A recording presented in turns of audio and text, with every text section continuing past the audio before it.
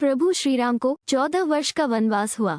इस वनवास काल में श्रीराम ने कई ऋषि मुनियों से शिक्षा और विद्या ग्रहण की, तपस्या की और भारत के आदिवासी, वनवासी और तमाम तरह के भारतीय समाज को संगठित कर उन्हें धर्म के मार्ग पर चलाया।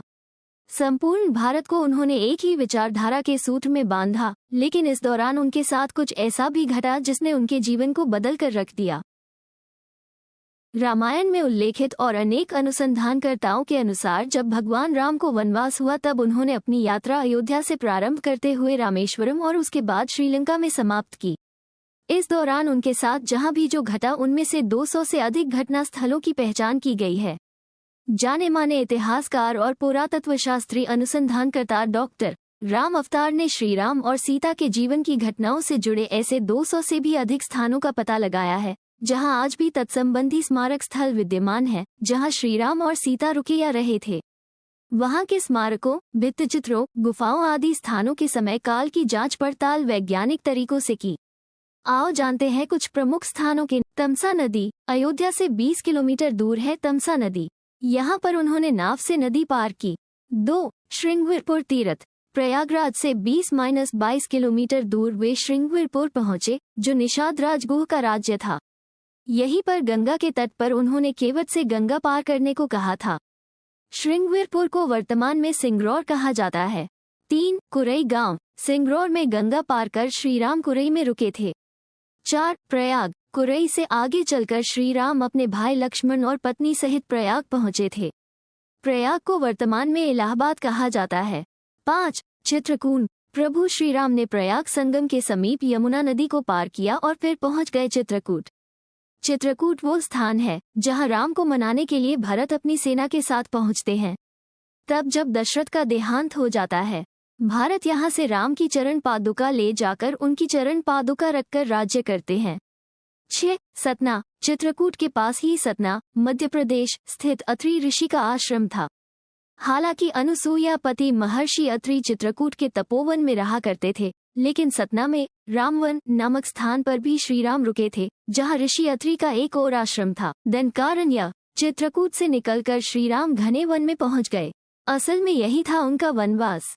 इस वन को उस काल में दंडकारण्य कहा जाता था।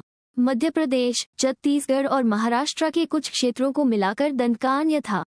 दंडकारण्य में छत्तीसगढ़, ओडिशा एवं आंध्र प्रदेश राज्यों के अधिकतर हिस्से शामिल हैं। दरअसल उड़ीसा की महानदी के इस पास से गोदावरी तक दंडकारण्य का क्षेत्र फैला हुआ था। इसी दंडकारण्य का ही हिस्सा है आंध्र प्रदेश का एक शहर भद्राचलम। गोदावरी नदी के तट पर बसा ये शहर सीता रामचंद्र मंदिर के लिए प्रसिद्ध है। यह मंदिर भद्रगिरी पर्वत पर है। कहा जाता है कि श्रीराम ने अपने वनवास के दौरान कुछ दिन इस भद्रगिरी पर्वत पर ही बिताए थे। स्थानीय मान्यता के मुताबिक दंडकारण्य के आकाश में ही रावण और जटायु का युद्ध हुआ था और जटायु के कुछ अंग दंडकारण्य में आ गिरे थे। ऐसा माना जाता है कि दुनिया भर में सिर्फ यहीं पर जटायु का एकमात्र मंदिर है। 8. पंचवटी नासिक, दंडकारण्य में मुनियों के आश्रमों में रहने के बाद श्रीराम अगस्त्य मुनि के आश्रम गए। यह आश्रम नासिक के पंचवटी क्षेत्र में है, जो गोदावरी नदी के किनारे बसा है। यहीं पर लक्ष्मण ने शूर्पणखा की नाक काटी थी। राम लक्ष्मण ने खर व दूषण के साथ युद्ध किया था। गिद्धराज जटायु से श्रीराम की मैत्री भी यही हुई थी। वाल्मीकि रामायण अरण्यकांड में पंचवटी का मनोहर वर्णन मिलता है। पर्णशाला आंध्र प्रदेश में खम्माम जिले के भद्राचलम में स्थित है। रामाल से लगभग 1 घंटे की दूरी पर स्थित पर्णशाला को पंशाला या पंसाला भी कहते हैं। पर्णशाला गोदावरी नदी के तट पर स्थित है। मान्यता है कि यही वो स्थान है जहां से सीताजी का हरण हुआ था। हालांकि कुछ मानते हैं कि इस स्थान पर रावण ने अपना विमान उतारा था। इस स्थल से ही रावण ने सीता को पुष्पक विमान में बिठाया था, यानी सीताजी ने धरती यहाँ छोड़ी थी। इसी से वास्तविक हरण का स्थल यह माना जाता है। यहाँ पर राम सीता का प्राचीन मंदिर है। 11. तुंगभद्रा, सर्वतीर्थ और पर्णशाला के बाद श्रीराम लक्ष्मण सीता की खोज में तुंगभद्रा तथा कावेरी नदियों के क्षेत्र में पहुंच गए। तुंगभद्रा एवं कावेरी नदी क्षेत्रों के अनेक स्थलों पर वे सीता की खोज में गए। 12. शबरी का आश्रम, तुंगभद्रा और कावेरी नदी को पार करते हुए राम और लक्ष्मण चले सीता की खोज में। जटायु और कबंध से मिलने के पश्चात वे ऋषमुख पर्वत पहुंचे। रास्ते में वे पंपा नदी के पास शबरी आश्रम भी गए, जो आजकल केरल में स्थित है। शबरी जाति से भीनी थी और उनका नाम था श्रमना। पंपा तुंगभद्रा नदी का पुराना नाम है। इसी नदी के किनारे पर हम्पी बसा हुआ है। पौराणिक ग्रंथ रामायण में हम्पी का उल्लेख वानर राज्य किष्किंधा की राजधानी के तौर पर किया गया है। केरल का प्रसिद्ध सबरिमलै मंदिर तीर्थ इसी रामेश्वरम समुद्र तट एक शांत समुद्र तट है और यहाँ का छिछला पानी तैरने और सन बेदिंग के लिए आदर्श है। रामेश्वरम प्रसिद्ध हिंदू तीर्थ केंद्र है। महाकाव्य रामायण के अनुसार भगवान श्री राम ने लंका पर चढ़ाई करने के पहले यहाँ भगवान शिव की पूजा की थी। रामेश्वरम का शिवलिंग श्री राम द्वारा स्थापित शिवलिंग है। 16 धनुषकोडी वाल्मीकि के अनुसार 3 दिन की खोजबीन के बाद श्री राम ने रामेश्वरम के आगे समुद्र में वो स्थान ढूंढ निकाला जहां से आसानी से श्रीलंका पहुंचा जा सकता हो।